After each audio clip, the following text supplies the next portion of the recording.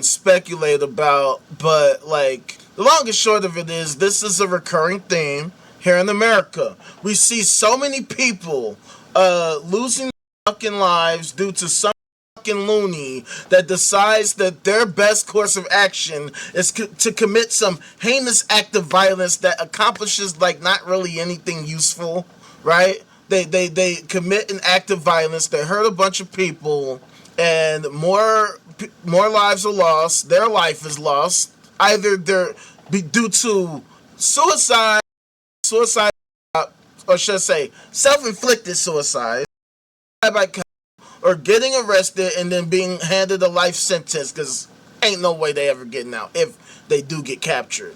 Either way, and not only that, but a lot of people who, if they do survive, their lives are never the same. All the victims who survived, I think they said there were 11 victims, one died, so the other 10 are still alive. It says 4 were rushed into surgery, 5 were admitted in stable condition.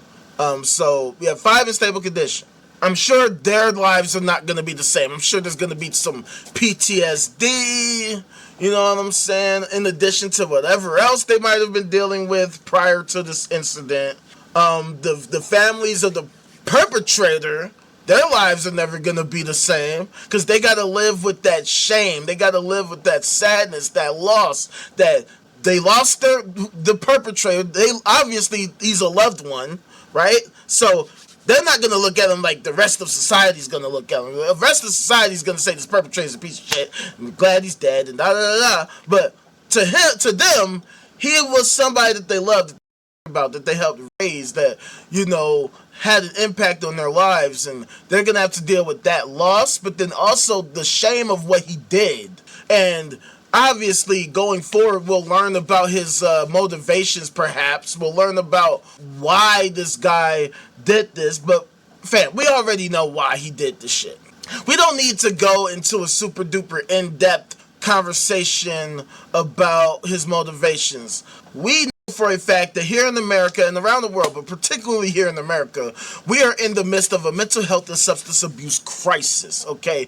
That's why these loonies engage in these behaviors. That's why these loonies engage in these mass shootings. That's why they do this shit, because something is clearly wrong with their fucking mind. I mean, we got PFCs, we got microplastics, all kinds of other pollutants and particulates that are hindering our cognitive processes, in addition to the psychological disorders and traumas and substance abuses that people are dealing with far and wide. So there's so many different factors that go into how people become what they become, why they do what they do, how they behave, why they behave how they behave.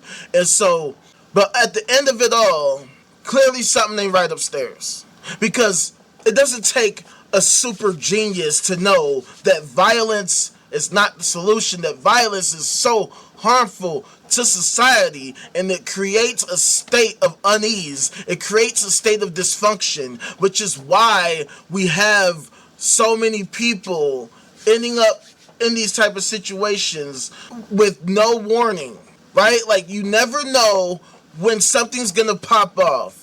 In a city like mine in Chicago, you would think this would be more the norm. You would think that people would be more used to it because of the chaos and the dysfunctions that we experience, but it's never normal.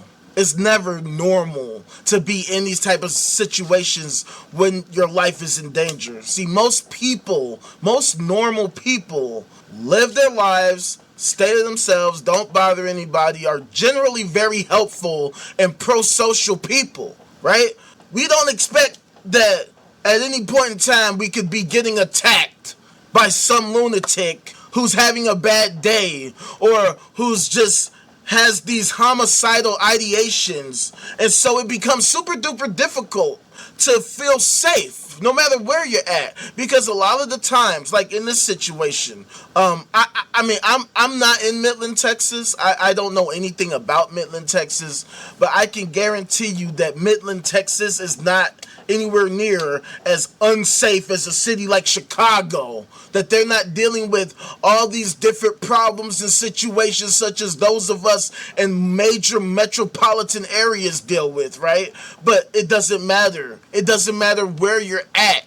At any point in time, some loony can decide to act some loony can decide that they're going to attack some place, and you could just so happen to be at the wrong place at the wrong time. And it's so fucking sad how so many people's lives are lost as a result of these actions that occur due to some fucking psycho choosing to engage in this behavior, choosing to cause harm to others for seemingly no reason. And in every single case where we see these mass shootings happen, there's never any real, like, logical reason for it, no real, like, significant purpose for it. Like, there's no, like, they're aiming for some specific goal that is actually helpful, and even though this action is harmful, at least there was some good no, there's no good reason for any of this shit.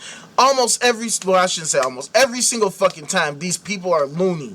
Something is going wrong upstairs. I say this all the time. If you need to commit an act of violence to prove your point, you already lost. Your point is already invalid, because your point should not require violence unless your point is violence, in which case, what the fuck is the point of that?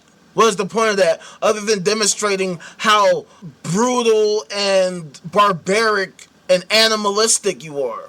See, the whole thing about having the civilization is that we are civil, right? We are civilized. Therefore, we are able to work together interdependently with synergy. At least we should be, because of the fact that we're civilized. That's what a civilization is about. That you create a community of people who work together to ensure that the quality of life is maximally optimal for everybody involved. That we do everything possible to ensure that we can have a safe place to live, eat, work, sleep, all of that. That if you're going through a problem, that we have infrastructure to help you. However, because America has become such a hyper-capitalist, plutocratic, oligarchical, conquistocratic, kleptocratic, gerontocratic, theocratic, idiocratic, craziocratic, techno-feudalist corporatocracy, you know, a nation run by a bunch of old, rich, corrupt, imbecilic, buffoonish, unqualified, fucking thieving ass, conniving ass, dumb ass, crazy ass Jesus freaks who don't know shit about fuck other than being bitch ass simps for the rich, the banks, the corporations, and the churches, stealing from us and giving to them as if it's somehow helping us, and yet despite the data that it doesn't actually, because we've become this type of a nation, we our hands around any of these problems in order to actually address these kinds of situation. We have become accustomed to these mass shootings, so much so that half of them don't even make the news anymore. There has to be some kind of extreme situation for it to catch the press, whether it's some high number of victims, right, a high fatality rate, or the age of the victims being young, or some aspect of the case that makes it interesting. The perpetrator is some minority group, or the victims were a minority group.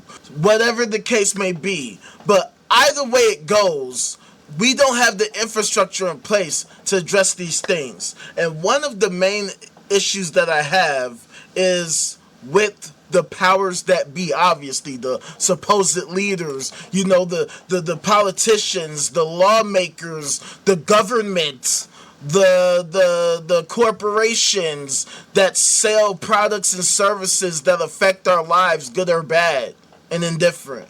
I blame everybody who is in a position of decision making because they've allowed these things to persist for so fucking long, and they're never serious about how to actually address and solve these issues, because ultimately they are not concerned with actually